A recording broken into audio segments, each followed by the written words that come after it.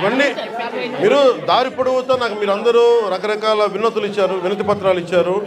రోడ్లు ఉన్నాయి, అలాగే అక్కడ క్వారీ కూడా తవ్వుతున్నాం, క్వారీ కూడా తవ్వుతున్నారు, క్వారీలు కూడా అడ్డగోలుగా ఉన్నాయంటే అవి కూడా చేద్దాం. నాకు కావాల్సిందల్లా ఇక్కడున్న యువతలో మీరందరూ కూడా మీరు ఏ జాతికి చెందిన వాళ్ళైనా నాకు అనవసరం, కొత్త నాయకత్వం మీలో నుంచి పుట్టాలి.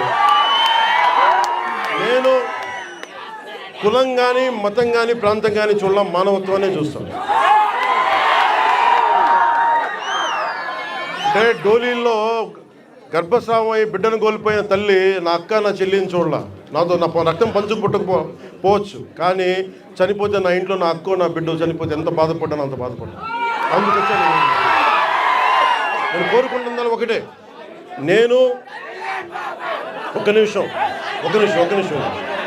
ముఖ్యంగా ఇక్కడున్న యువతకి ఈ రోజున మన కూటమి ప్రభుత్వానికి మీరు 164 సీట్లు ఇచ్చి, అలాగే ఎంత 164 కదా 11 అంటే వాళ్ళ 11 మన 165 164 సీట్లు ఇచ్చి 21 ఎంపీలు ఇచ్చారంటే మేమేదో ప్రతి ఎంపీని బాధ్యత తీసుకునేలా చేస్తాం. ఎంపీ అంటే ఒకటే చెప్తున్నాం, మీరు ఢిల్లీలో కూర్చొని చాలాసార్లు చెప్పాను, కాదు మీకోసం పని చేయడానికి, నేను పని చేస్తా, పని చేయనిస్తా. యువతకి ఒకటే అడుగుతా ఉన్నా, మీరు మీ నాయకులు, ఇప్పుడు నేను ఒక మాట చెప్పాను, మీరు నాకు వెంటనే 2019లో మీరు నన్ను గెలిపించలా, మీరు నన్ను టెస్ట్ చేశారు కదా, నిలబడతాడా లేదా అనేది. అలా కాదు, నేను అనేది మంచిది, పరీక్షించాలి నాయకుడిని, పరీక్షించిన తర్వాత నిలబడతాడా లేదా అని తెలియాలి. అలాగే ఈ రోజున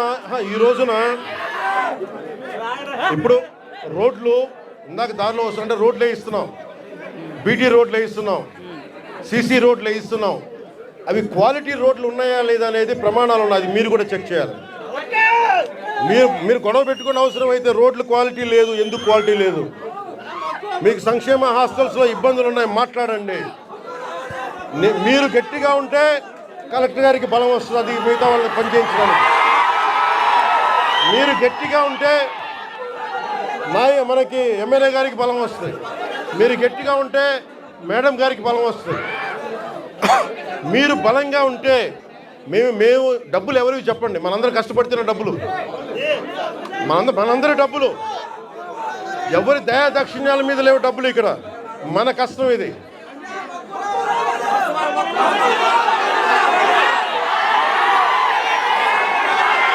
అందుకని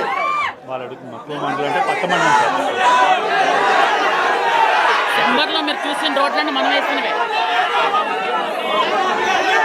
ఏమంటా ఒకసారి, ఇప్పుడు కాదు, నేను ఒక నిమిషం, నాకు మక్కువ మండలం అంటే చాలా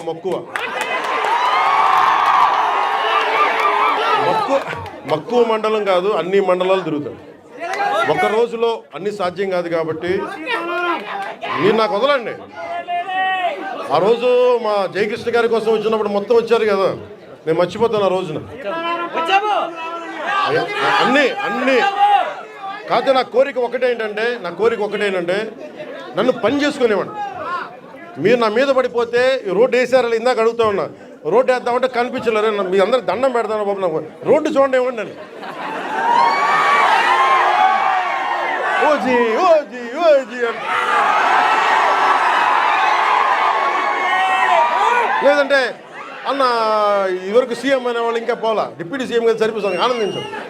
ఇంకా కాకుండా నేను అనేది ఏంటంటే యువతకు కానీ ఆడపడుచులకు కానీ పెద్దలకు కానీ నేను వచ్చి మీకు నన్ను పని చేస్తే మీ భవిష్యత్తుకి మంచిది. నన్ను చుట్టుముట్టారనుకోండి, పని చేయాలి కదా.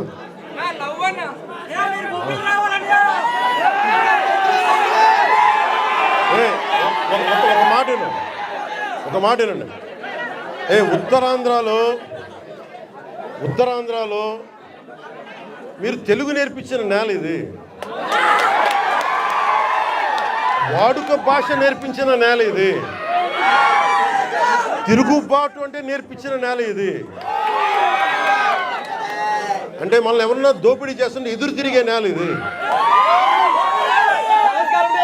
మీరు ఈరోజు ఏమైపోయారంటే మీరు సినిమాల మోజులో పడిపోయి మీరు పోస్టర్లు పెట్టి మీరు పోస్టర్లు పెట్టి ఓజీ ఓజీ లేదంటే మిగతా హీరోలకి జైజీలు కొట్టి ఇవన్నీ కొట్టండి. కానీ మీరు కనుక మీ జీవితం మీద బాధ్యత తీసుకోకపోతే ముందుకెళ్ళారు. మీరు మాట్లాడితే అన్న మీసం తిప్పు అంట.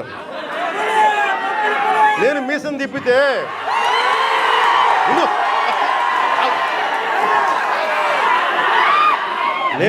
తిప్పితే రోడ్లు పడవు.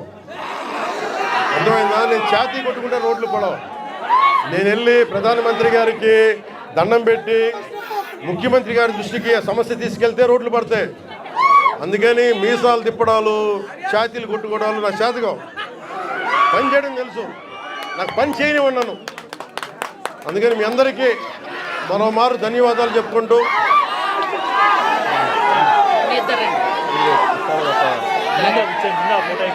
తయారు చేశారు సార్ సొంతంగా. ఏం తెలియదు. ఇది ధాన్యం బుక్ సార్.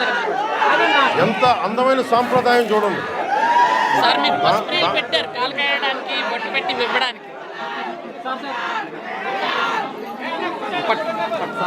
చెక్ సార్ మహిళా సంఘాలు 4 కోట్ల చెక్ కూడా వీళ్ళ